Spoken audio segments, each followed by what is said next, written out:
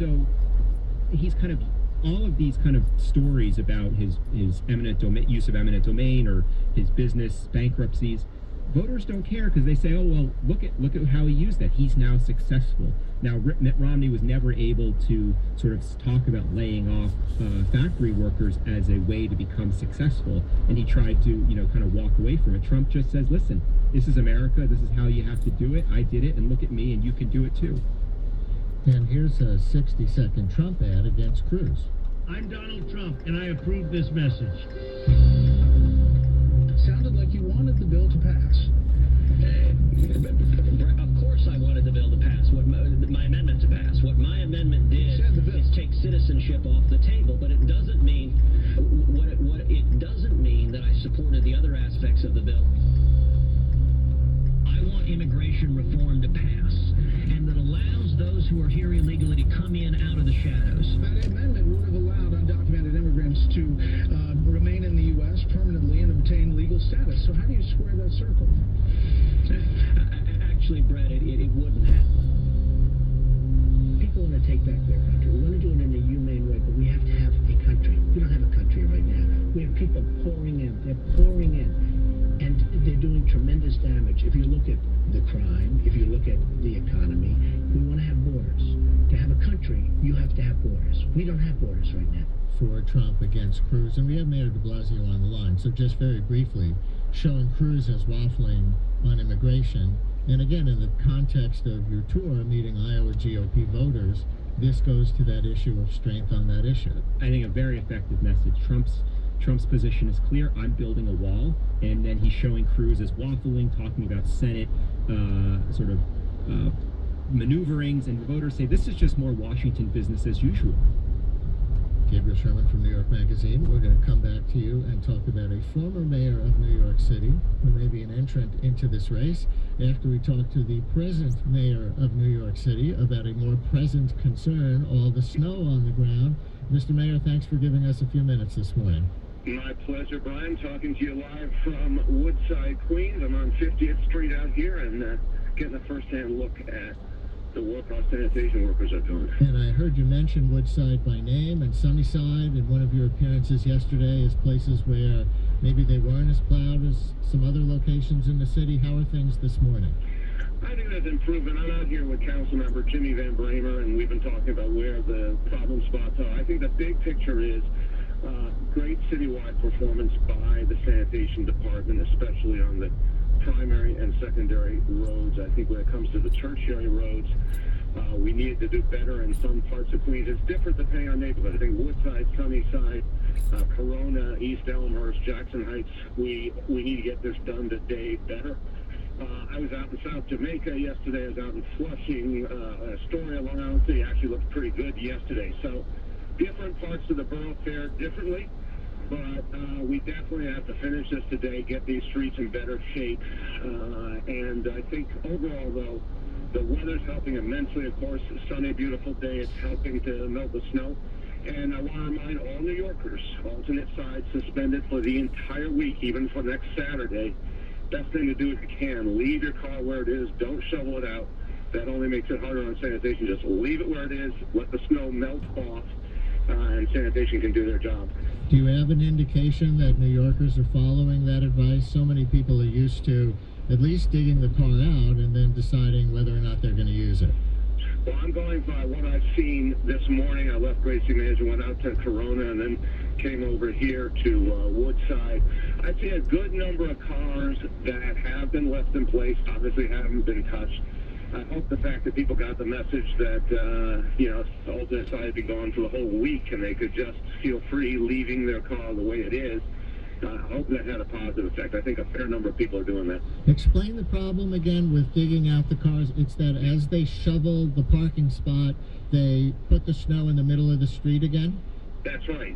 When you think about it, we had 27 inches of snow, almost the record for the entire recorded history of snow in the city going back to 1869.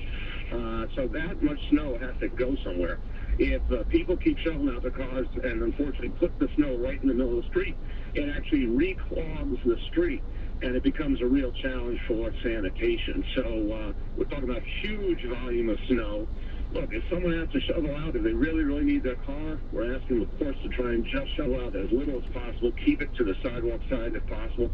But the best thing is use mass transit, find another way if you can so we can leave these cars where they are, let sanitation really clear the roads, and then over time some of this is going to melt off in the next couple of days. We happen to have a Queens resident with me in the studio, Gabriel Sherman, political reporter for New York Magazine. He lives in Jackson Heights, and he asked if he could ask you a question. So I'm going to let him... It's a democracy, Brian. Why not? Mr. Mayor, I It's a can attest democracy that the too, at the streets moment. yesterday and the side streets were not plowed. But the bigger question I have is for the sidewalks.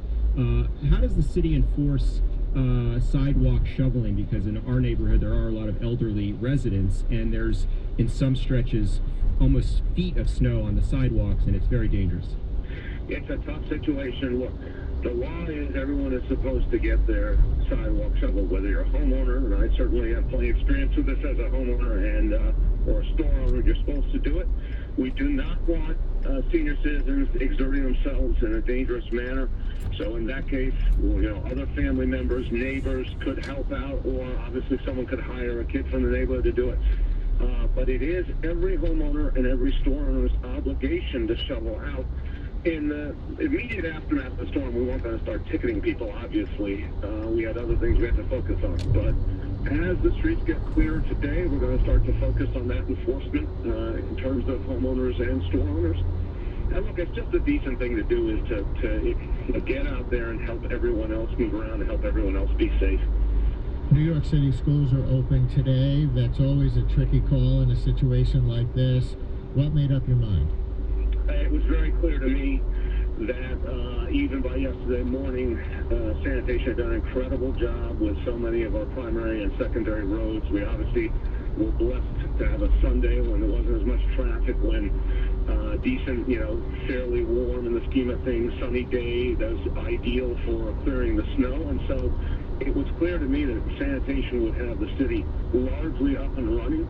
And we don't like to miss a school day for a lot of reasons, including obviously our kids' education, but also working parents depend on school being open, and we don't like to let them down unless there's a real issue of safety. So there's no question in my mind that we could make it work. There's always going to be some places where it's trickier. There's always going to be some places where it's not the way we'd ideally like it to be. But overall, it was a pretty straightforward equation, even as early as yesterday morning. Public schools are closed in a lot of the suburbs around the city, and in general it seems like things are worse just a little bit outside the city in a lot of areas in terms of the streets. Why do you think the city wound up in such better shape today than a lot of the surrounding areas? I think because we've been learning with each storm and making adjustments. I can certainly say from the 2 years I've been in office, we've seen a number of storms. We've been acting earlier, putting out a lot more personnel and equipment earlier, and that is making a big difference. We had 500 salt spreaders out pre-treating the roads before the storm hit, and we had 1,800 plows that went right at it as soon as we had a few inches of accumulation. We converted all the spreaders to plow when we needed to, so when we were at the peak, we had 2,500 plows out simultaneously, 850 of which were in Queens as of yesterday. So I think it's the sheer amount of equipment and personnel and the planning and getting, assuming it's going to be worse. And look, this is an object lesson. We're in the age of extreme weather now. This is because of global warming. Let's be real straightforward about it. And a storm that on Friday we were being told would be 8 to 12 inches ended up at 27 inches. And with accumulations of 2 or 3 inches per hour at some points. So we're going to be assuming a lot worse than the projections going forward, and just pre-positioning our assets and going right at it early. I think that's the key to success.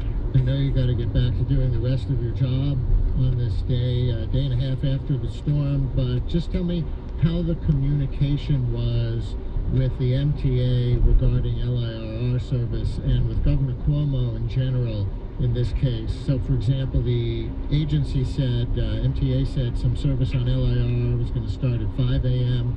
then sometime overnight that changed to 7 a.m., and there's confusion as to who knew what when. How in the loop were you? How in contact with the governor were you on any of this? I'd say in the last couple of days, I spoke to the governor about a half dozen times. Our teams have been talking nonstop. The LIR, obviously, it does affect the city for sure, but I think most of those challenges were in the suburbs. But I think the coordination around the MTA, meaning the subways and buses, was outstanding. The decisions, I think, were the right decisions to get the buses in off the streets at the right time, and the overland subways to shut them down at the right time. Look, I remember vividly the 2010 storm when I think the city underestimated what was coming. And the buses stayed out way too long. The MTA, obviously, MTA is run by the state, and so I think the city was out of position. I think the state was out of position.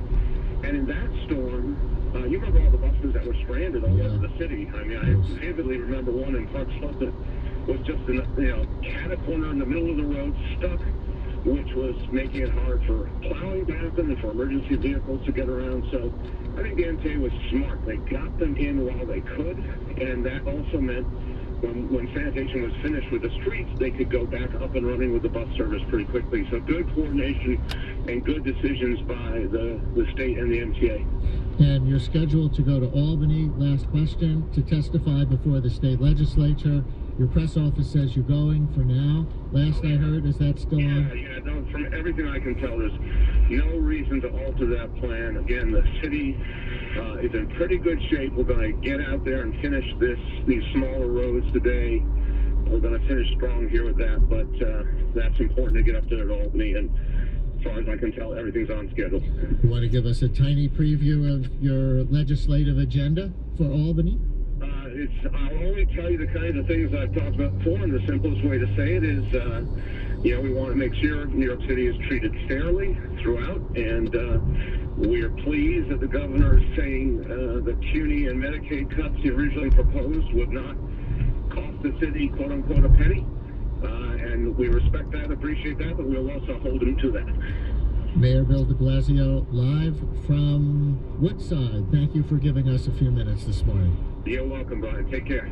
Brian Lehrer on WNYC, and we'll finish up with Gabriel Sherman, political reporter from New York Magazine right now, on the last mayor of New York City as a third-party candidate possibility. Gabriel Sherman, his scenario is if Trump or Cruz is the Republican nominee, and Sanders is the Democratic nominee, or a very weakened Hillary Clinton if some scandal or something gets to be a big enough thing. Do you see any scenario where Michael Bloomberg could actually win as a third-party independent?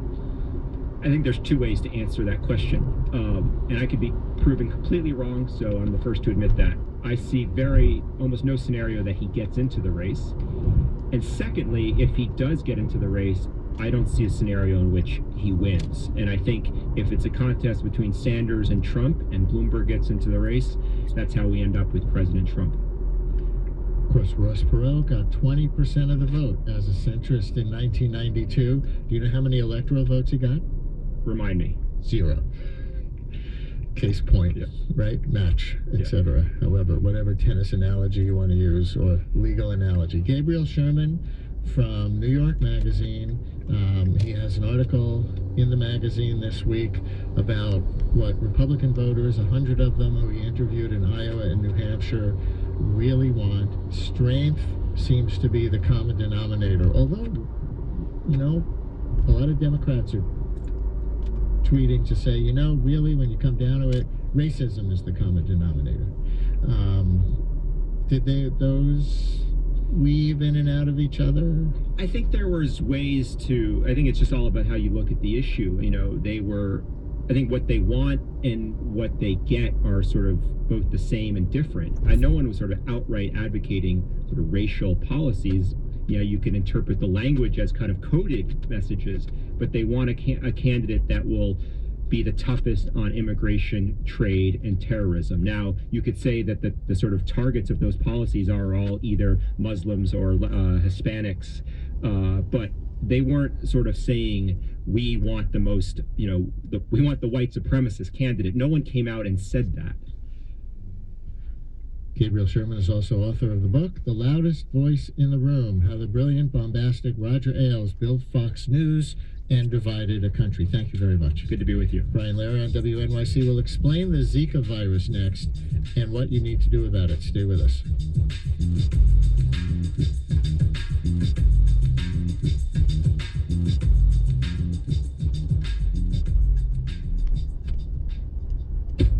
So how many Americans does it take to screw in a light bulb? The sewing machine. 3D printer. Robot arm. GPS. Cellular phone. Hearing aid. Kevlar. Air conditioner. The electric guitar.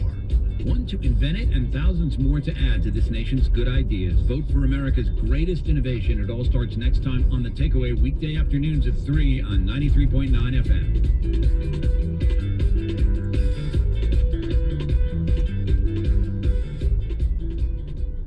WNYC support comes from the Montefiore Einstein Center for Heart and Vascular Care. For more than 50 years, the Heart and Vascular Center has been dedicated to leading-edge research in cardiac diagnosis and treatment.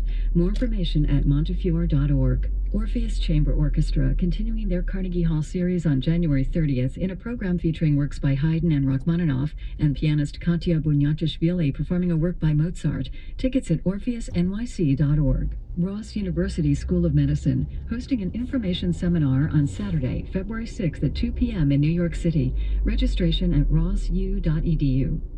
Today, the Leonard Lopate Show traces the history of the presidential press conference and the White House spin machine, plus a look at the social and medical history of autism.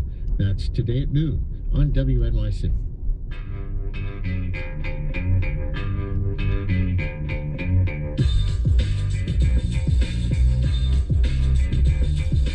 Brian Lehrer on WNYC, and the Zika virus is spreading throughout Latin America and the Caribbean, and the Centers for Disease Control has issued a travel alert for pregnant women who are planning to travel to several countries in the Americas, including some popular vacation spots for Americans and places where many of you have family, like Puerto Rico, Mexico, Brazil, and Colombia.